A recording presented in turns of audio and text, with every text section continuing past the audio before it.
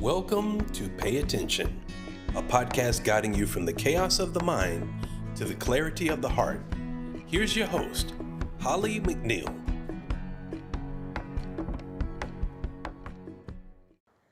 Hello and welcome. Sorry for a little bit of a delay if you are live with us, but you internationally today. First, I wanted to re-welcome our guest from last week, Anne van de Winkel. Thank you so much for coming back this week. With great pleasure. Good afternoon. Yes, I'm super excited. Anne was on last week talking about the mind-body connection, and during that time, I asked you the question about energy, how we feel, the life source, and if research is really measuring that. Mm-hmm. And your answer was maybe in the future because we don't have the instruments for that yet. Right. Perhaps better than that, today we have someone who can bring that energy to life. And thanks to Anne, your longtime associate colleague, partner in all of this, Marc Noël is coming to us all the way from Belgium. Marc, you're here. I'm here. Oh my goodness. We had so much technical difficulty this morning, but here we are this afternoon, this evening, wherever you are. Mm-hmm. Again, Anne, coming from Minnesota, I wanted, hearts go out for hope and healing.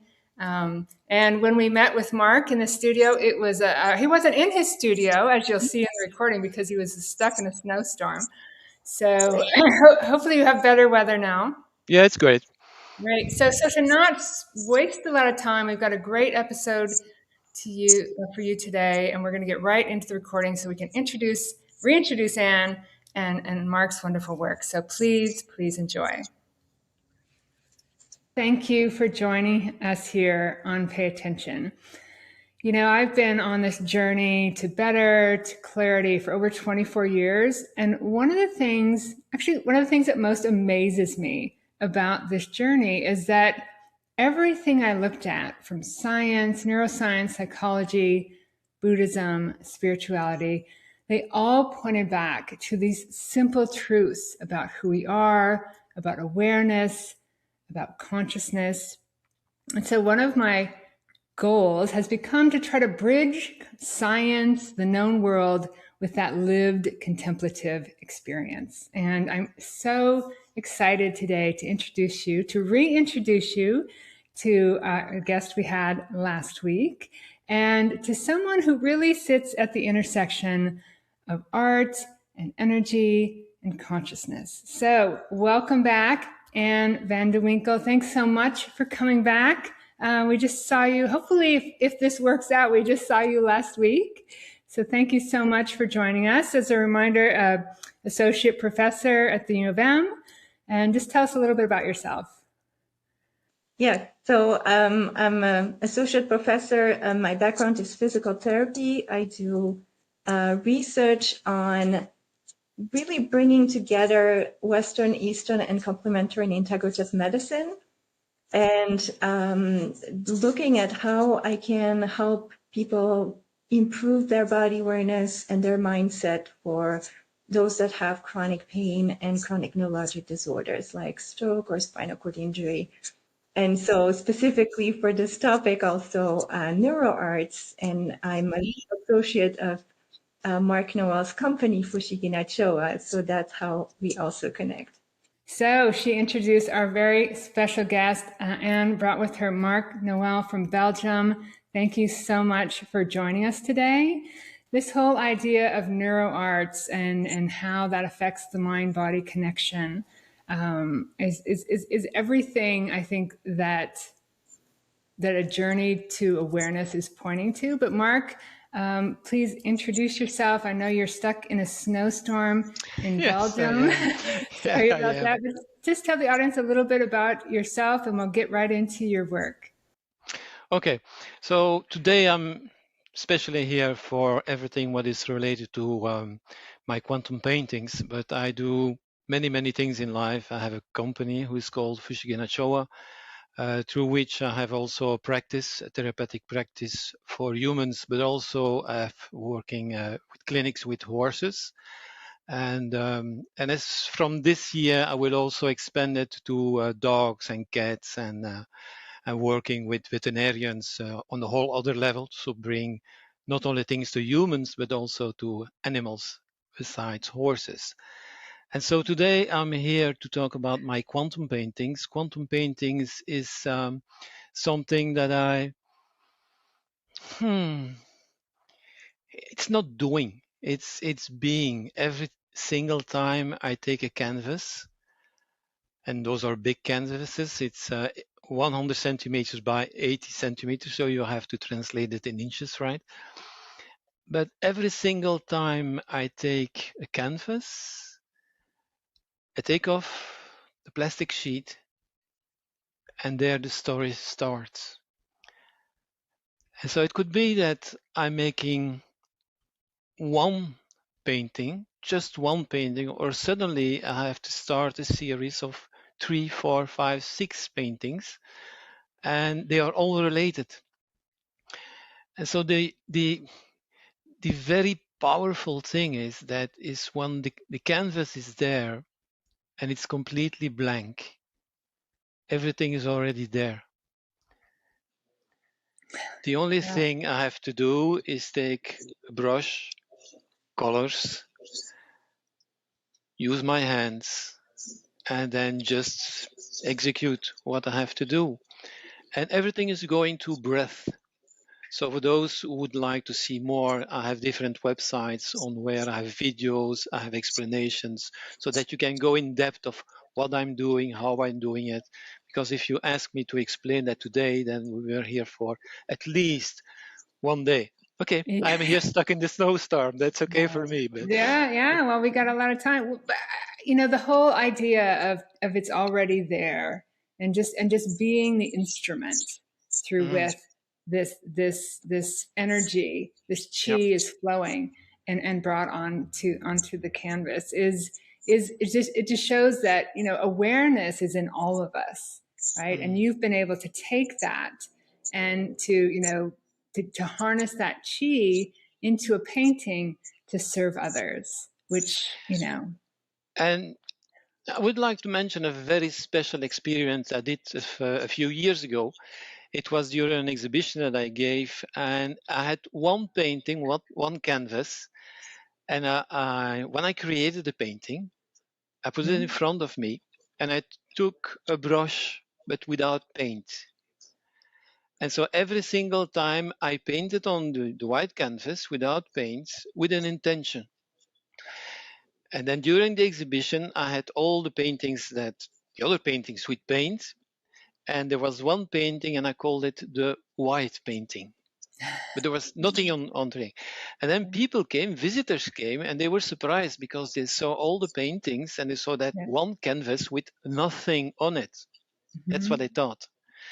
And so people came in, and especially kids came in, and they said, "What is this? This is a painting, but it's an invisible painting." And so they were confused, and I say, "Close your eyes and go into the feeling and let me know what you see." And it was amazing, you know. So many people were standing in front of a blank canvas, and they could see exactly what I've painted. And the beautiful thing is, when I did that exercise, that experience, my assistant was next to me. And so I told to her, I'm now taking, within the intention, that color, and I will draw this and this and this. So she was present when I created this, and she was also there at the exhibition. And so when she heard it, she said, "This is really amazing." See, the human brain needs to see things, but everything is there, you know. Yeah, that we were talking about that while you were trying to get, you know, through your snowstorm and join us today. That if they don't see it, they don't believe it. But your painting and your work and your research and trying to research this and show people, it's like, you know, everything has to be proven that it works. But this has been wisdom that's been around, this energy, this healing, this chi for so long. But as you said, your work is an experience, and for you to be able to take this energy, this chi, this ancient wisdom, this conscious awareness, it's actually where we started, right? But how did you know how to bring it to a canvas, how to put it in a painting such that someone else might experience it? Okay, how much time do I have? Because this is Well, a question that they asked me over and over and over again, so I can speak for hours. Because once okay. you ask me that question, my wife would say, "Oh, damn, no, Oh she asked God, the sorry. question. Oh no, Don't maybe I do should that." have asked at the end. You Okay, know. give us the elevator pitch. Give us the shorter Okay, version. I give you the short version. The short version is I've been like that since birth. I was a little kid, a special little kid who was asking bizarre questions, strange questions, asked bizarre questions that was not in relationship with the age of that kid, you know. Uh-huh. And every single time they gave me an answer, I said, why?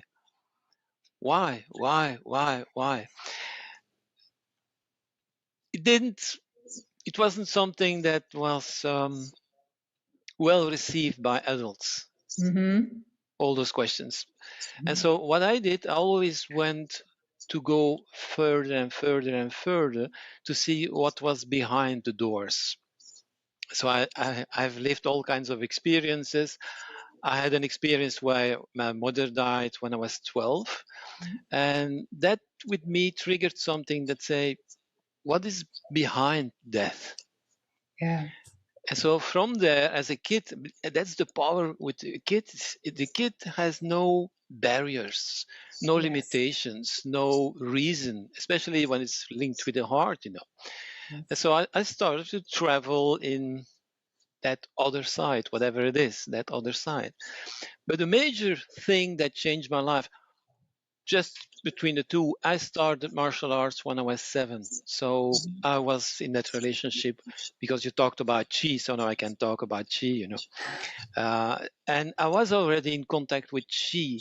For me, that was completely normal, being in contact with that energy and all those Normal. things. Yeah. And so once I traveled at the other side after my mother died, I had another experience when I was 26. I had a very major, severe car accident, and I had a near-death experience. Of course.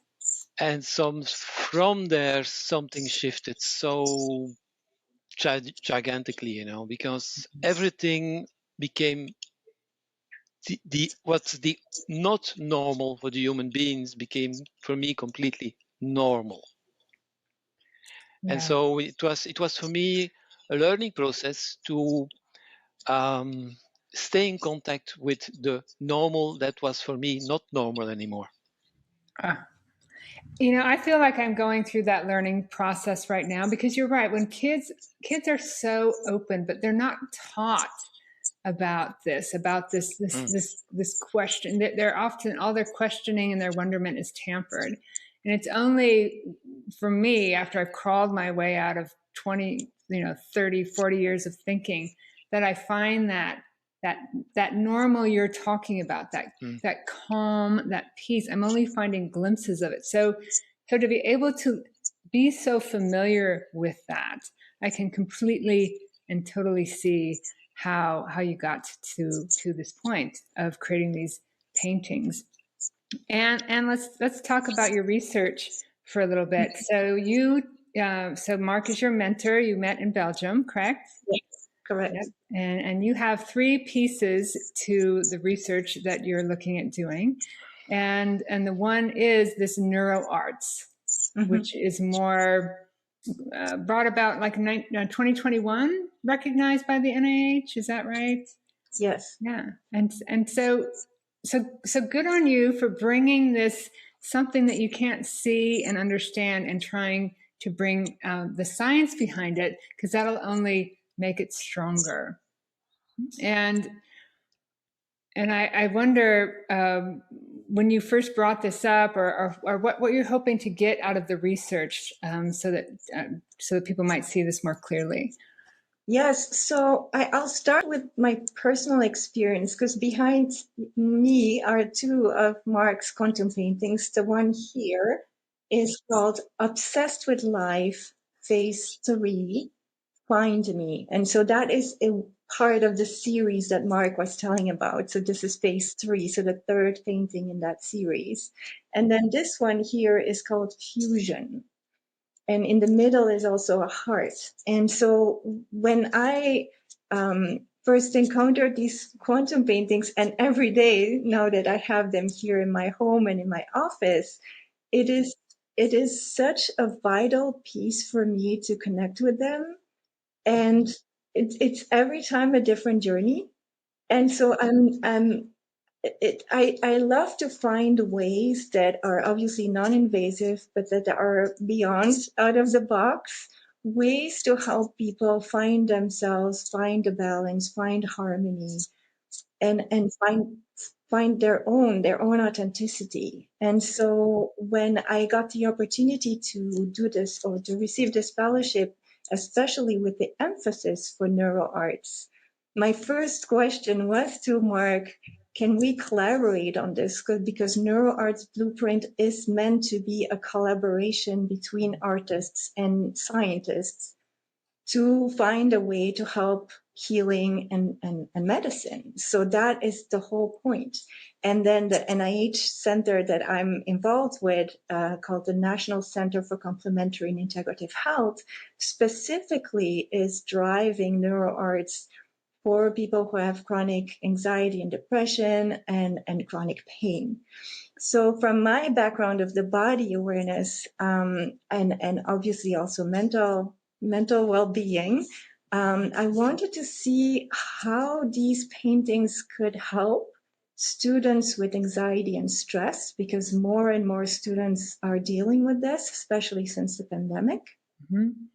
And also how we can help people who are in a wheelchair and who have a spinal cord injury. And the reason why I mentioned this, and we haven't talked about this yet in this podcast, is that Marc not only has these physical paintings, but he also has his paintings in a virtual gallery that you can visit on your monitor, on your computer, but also with a headset in the metaverse. And so when I bought a headset because I wanted to experience these quantum paintings in that realm.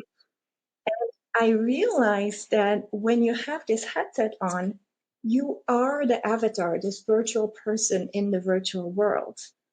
And so that gave me the idea of people who are, say, 30 years already in the wheelchair, their brain forgot how it was to walk. But if they have this headset on, this is a natural walking now that they do while at the same time experiencing the energy from these quantum paintings. And the other beautiful thing that happens in this virtual world is that Marc also developed AI animations with them. So it's not only the energy of the paintings as they are, but now you also see them coming alive and getting this whole adventure. Yeah, you're way ahead of me. I was going to ask, how do people experience this? But let's back up just a little bit for our listeners, for people who be like, I love this, but I don't exactly know what we're talking about. So either one of you, the chi is defined as energy, as awareness in motion. How would you define chi to somebody who really is just hearing this for the first time? I'll let Marc for me, that will be very easy. Okay, excellent. One day I gave a seminar and I had all kinds of people at the seminar, doctors, scientists, accountants, and all kinds of people, very left brain people. Mm-hmm. And we were sitting at the dinner table and the accountant who was sitting next to me, he said, but what is this chi all about? Yes. Because he was an expert accountant, So he said, what is this chi? He said, would you like to experience it? He said, yes. And we were sitting at a round table. I say, okay. So I gave them an exercise with their hands, a simple exercise like this. I said, you take your two hands, take one hand, and with your two knuckles here, you're going to tap them in this area of your hand. You see, like this. So those two knuckles are going into that area. And so your wrist has to be very loose. So it's not a strong one, it's a supple one. And then you have to just bring your two knuckles into that area and tap it like this. See? Just like this. And you do that for 30 seconds, 1 minute. And once that is done, you take your both hands, bring them together, and then you do just, you see this? Mm-hmm. So you're rubbing them together, Mm-hmm. and in a very subtle way, your fingers are overlapping the other hand, and you still stay in contact. You do that for another 30 seconds. And when you have done that, you open your hands like this, you close your eyes, and then you start feeling something happening in your hands. As if there was a ball or a feeling. For every person, it's different. Can you feel that? Yeah, oh yeah. I did And so feel when that. I you mean, I do did. it, the more you're doing it, Yeah. the more you get used to it. And the beautiful thing is when we did the exercise, and so everybody did it on the table, and the accountant said, he said, "Who? What's this? Take it back! Take it back! Take it back!" It was Oh my so gosh. funny, because he could not see it, he could feel it. And then he said, "Okay, what we will do now, we will pass the chi on to the other one." And so I showed them how they could. And so I said, every single time that you pass it on to the other one, it will come stronger. So finally, when it will coming back to you, it will be stronger. And so nobody saw something, but they felt it, and they became believers just by feeling it. Yes. And so Yes. one of the reasons, because you have to know that I have also a very, very, very well developed left brain. So I love science, and I love all those things that have to be controlled and understood by the brain. The only thing is that I've learned my brains to fuse, going in a fusion. And so even those things that are not logical or not visible, that I will develop some tools to make them visible. And so one of the slogans of my company is where the impossible becomes possible, or where the invisible becomes visible. And that's why a few years ago, I was approached by doctors in America who said, we would like to test you to see all those things that you do with energy. What is worth? I say, okay, let's do that. And so that's what happened. And then the final result was when they asked, what is it about? And they said, he's the real thing. I said, of course. Yes. And that's things making what for you, each one of you is invisible. I make them visible through all kinds of things that your left brain can say, oh yeah, that I can see. And the reason why I created that metaverse and with all that virtual reality world is to create an interface between the physical painting that you have on the canvas, that you can see, that you can even eventually touch, and create an interface where the metaverse, with the MetaQuest or without, with the mask, gives you a transition, because all the paintings that you will see in the metaverse are real paintings that you will find in the real world. See what I mean? On a canvas. Yeah. Mm-hmm. So let's for instance say that the painting Samurai, you will see that painting. It's in magazines and stuff, and it's on YouTube, and then you will see that same painting in the metaverse. But the only thing is, I've worked with that painting in the metaverse with AI, and so you can go into the painting in the metaverse where you will discover another world that will open up to you and where you see me as a samurai in a virtual reality world in Japan. Normally, the intention is to go much, much further, but all those things I'm doing on the spatial, so the platform where I'm working on, what I bring on is too big now for them. And so everything is blocked because all those things that I'm creating are so big in capacity that they cannot handle it. And so, and myself, we are looking for suppliers. We have already contacted some suppliers to see if they give us a platform that is more powerful. But so far, what I create is too big for the world, and I'm so used to that, because I've always had to wait until humans are ready. Wait until the world is ready, and of course, as long as you're here in this human journey, you will find, whatever, you'll find your way. But my question, what a gift, right? So, what a gift for the world, and science, of course, is catching up with all of this, with the understanding of the quantum field and quantum entanglement, and how the energy works. And in meditation, if you're quiet enough, if you spend enough time in silence, you start to feel that expansion on your own. But both of those, it takes a lot for somebody to get there. And what you're offering is the ability to see and experience this chi, this energy, this healing, either virtually or through your paintings. So definitely somebody can go to your work and see this and experience every day, as Anne does with her paintings. But if somebody really wanted to become familiar with this real world, is this the way to do it? Is it meditation? If this is the journey to this clarity, and your paintings is definitely, it's kind of like the back door, right, to get to it.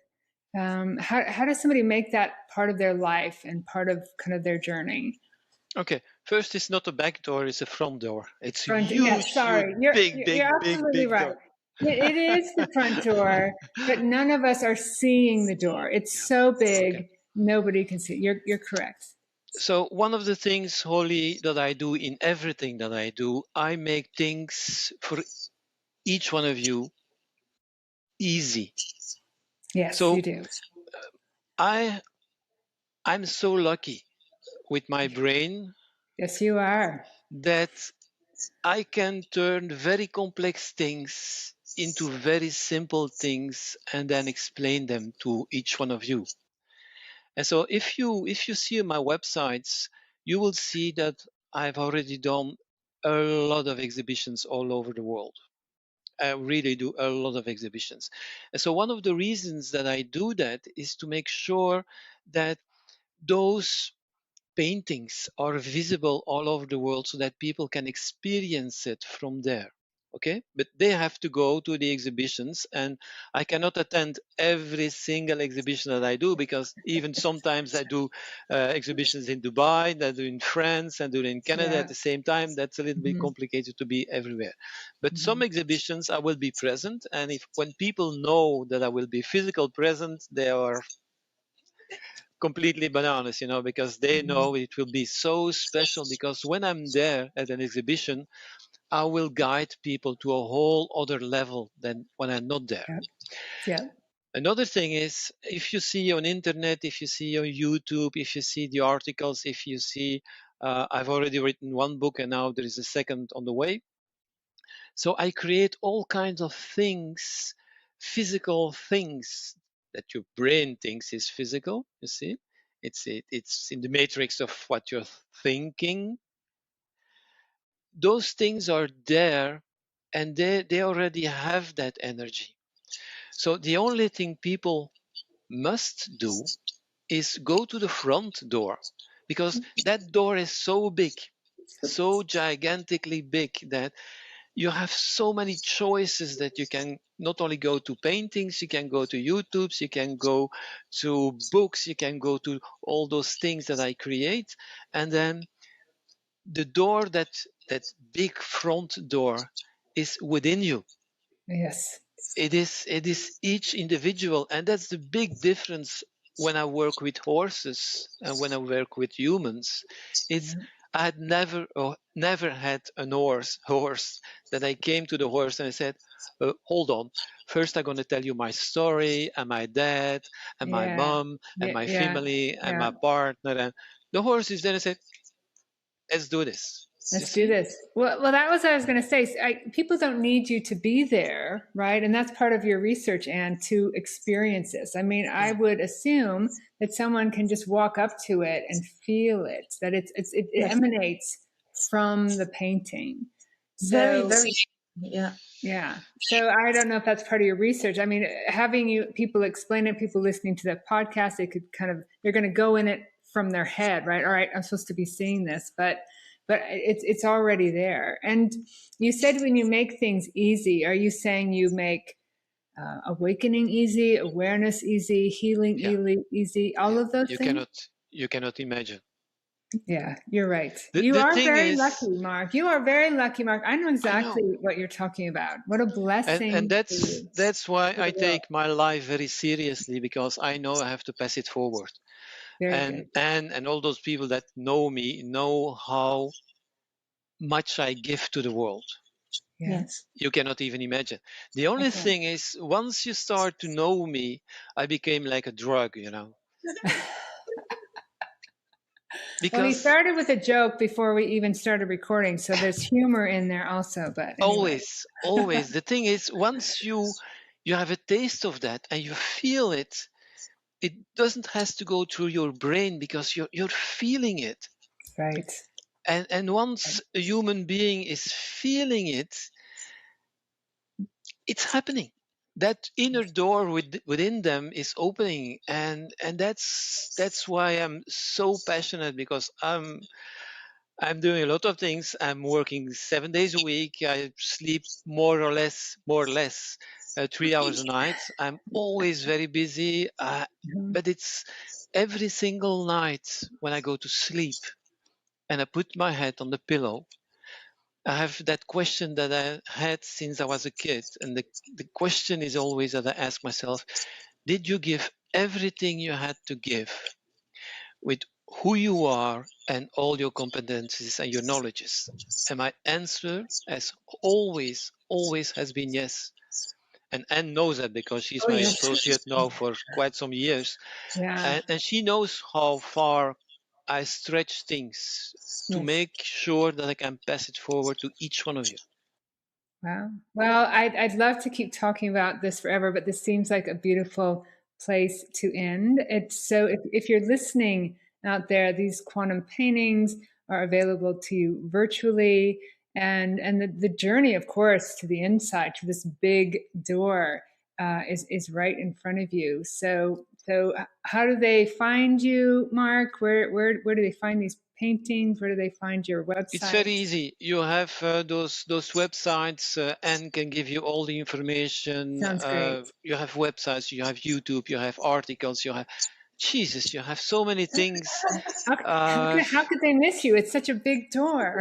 You're creating such a big door. I love it. Yeah, I know. No, even if you don't look for me, you will find me, you know? That's great. Sometimes it's true. You just are looking for better. You're looking for more in this life. And people like you show up. Thank you, Marc, so much for being here. And Anne, good luck with your research. I can't wait to hear more about how that goes. And thank you for bringing this to us. We'll put everything in the notes, and a blessing for our listeners today. So thank you. I think what is important for all your viewers or your listeners that are there, that this today is just a little seed that has been offered to them. Of course. But when you have that mustard seed, that very tiny seed, Yes. that seed has a potential of what's inside that seed. But each individual, and that's called free will, and that's a very strong thing that every single human has received during his incarnation. It's that seed of free will. Some people incarnate and die with that seed that was not planted. Yes, of course. Some people plant it after 2 years, 3 years, 5 years, 30 years, 50, 70 years after their incarnation, and that's okay. Yeah. I work a lot with pregnant ladies to make sure that that little kid inside already planted the seed during the period he's in the womb. That's amazing, Marc, because I don't understand why we know all of this, but we don't teach our children. So that's beautiful. So for all of every you, listener, every of your listeners every now one of has a you out seed. there listening, viewing this today, you have a seed, and it is that seed of being on this human journey and seeing what brought you here, which is beautiful and peaceful and light. So, Marc, and thank you so much. Thank you. What a blessing. And I will see everyone again on Pay Attention. Wow, that I did Let applause them. Bravo. I did the editing on this, so I've got to see it 2 or 3 times through. But very lovely, very heart opening. It is the journey, right? This human journey we're on to awareness. And I so appreciate you bringing this into your research. And we did have a great question from our listeners. I'm going to bring that question up now from Jamie. What role does the heart play in the dynamic of feeling and open awareness? How does the heart mediate this, and how can quantum paintings enhance this dynamic? That's a lot of questions. So, Marc, can you answer? Can you answer? Yes, Jamie? of course. I have all the answers. Just fire the questions. So the first thing is you have to create a dialogue with your ego. So one of the things I'm teaching is give a name to your ego. Why? If you want to communicate with somebody and you say you there, or you say ego, everybody's ego is ego. If you give your ego a name, you will speak to someone who will be listening to the name you gave him. My ego's name is Igor. And so I have a very, very, very good relationship with Igor, which means that I know if I want to live in this world where you're living into, you need an ego to be compatible with all the rules and all those things that humans are creating, right? Mm-hmm. That's why your ego is for, to connect. And once you have a good relationship, a dialogue with your ego, and your ego is coming to you and it say, you know, this is not right. This should be. I say, whoa, whoa, whoa, whoa, whoa, whoa, whoa, whoa, whoa, whoa. So I would say, okay, Igor, what's the message? Why are you here? And then, of course, as I have a very good relationship with Igor, he will explain it to me. And once it is explained, I will say, okay. And so he will ask me, can I go now? I say, okay. And he's going to the Bahamas and he's on vacation. And from time to time, very, very, very occasionally, he's going, have you seen this? I say, yes, Igor. Okay. So I'm out again. And so that's the first thing you have to do, is to have that very friendly relationship with your ego. Why? Because your ego has a mission.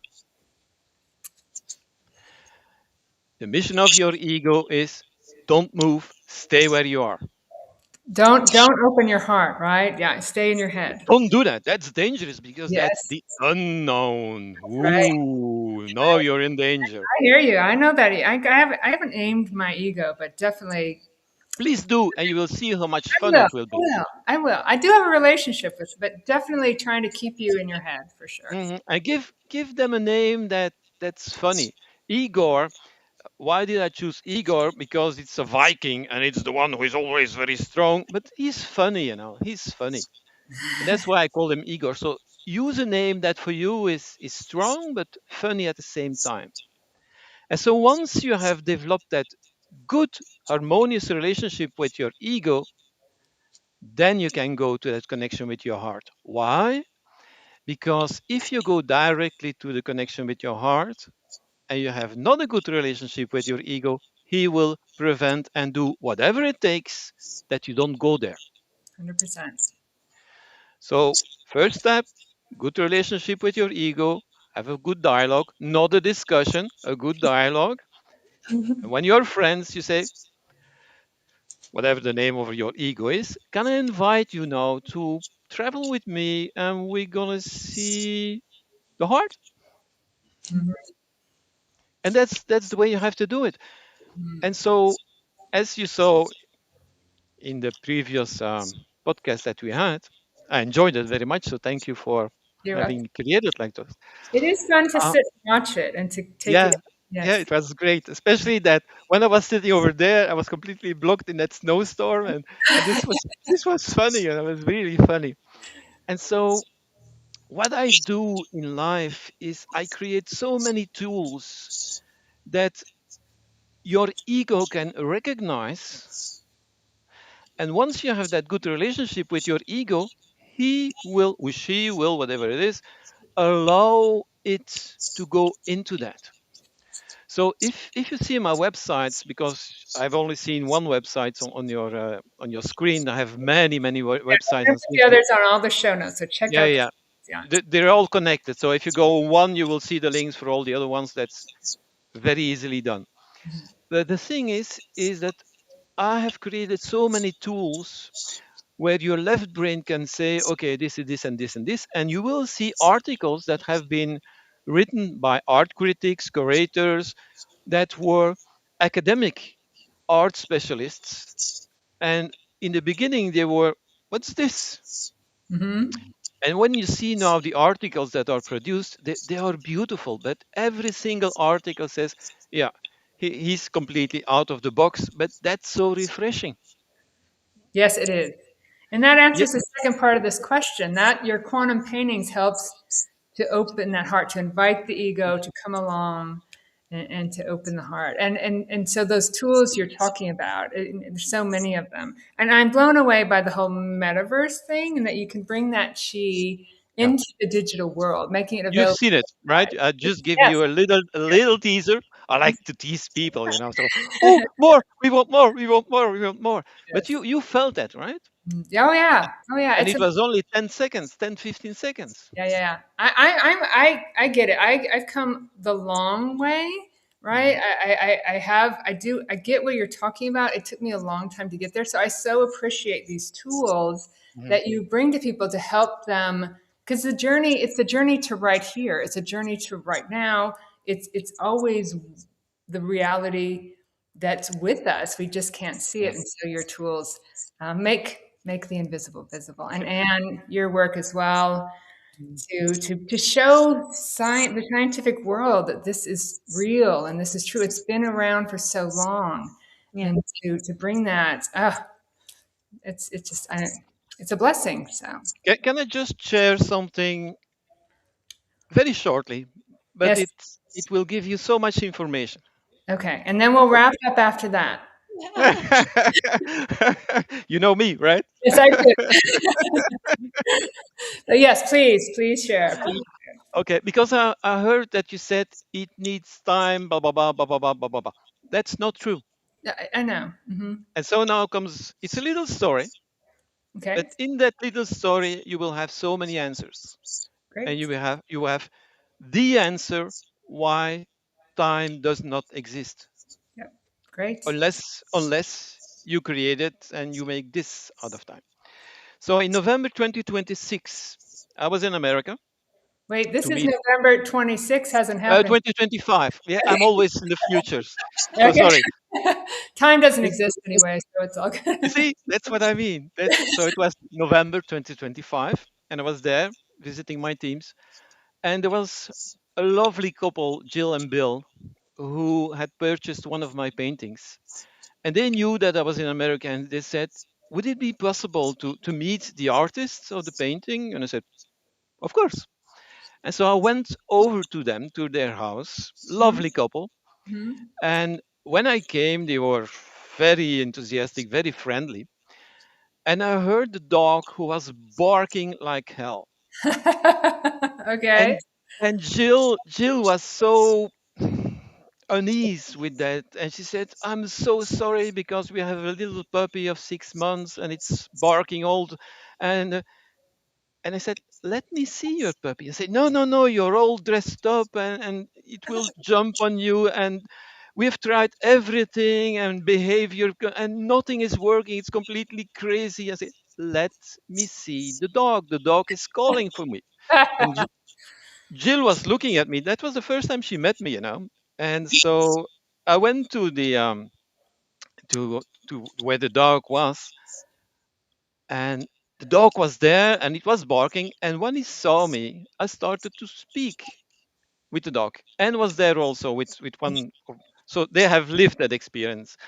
And so I said to Jill, "Can I be in contact with the dog? So don't say anything.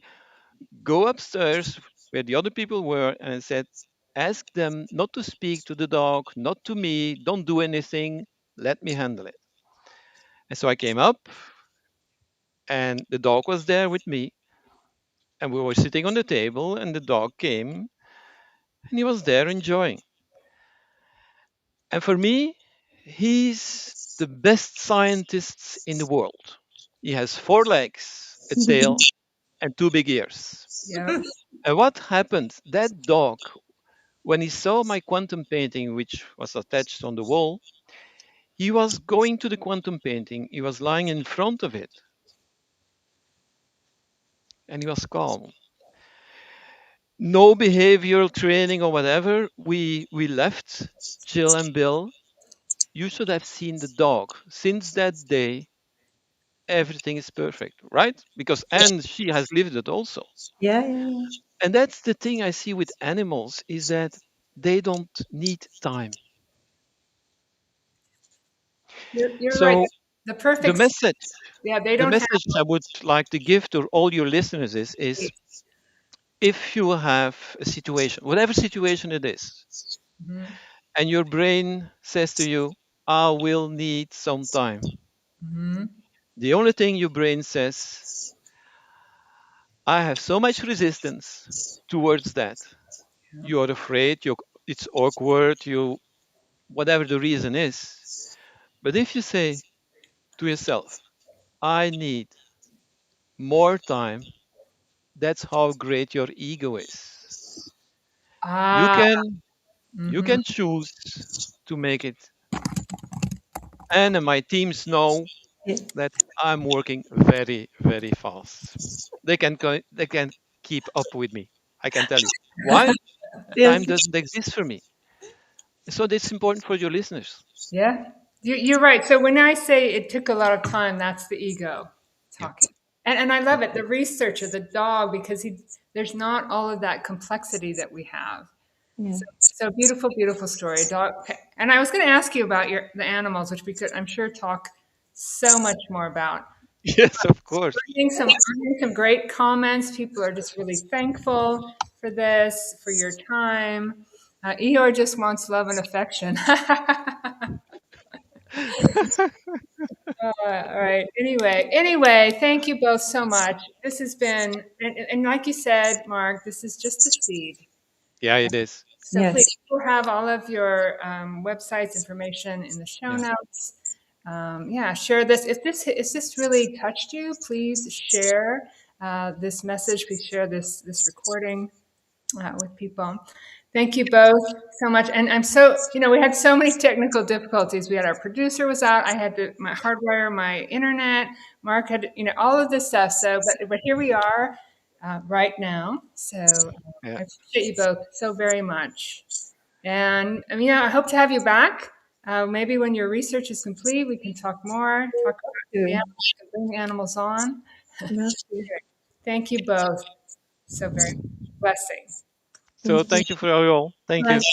All right. And be a good gardener as from now Yeah. with a seed. Yes. Yes. Thank you. So thank you. Thank Bye-bye, you. guys.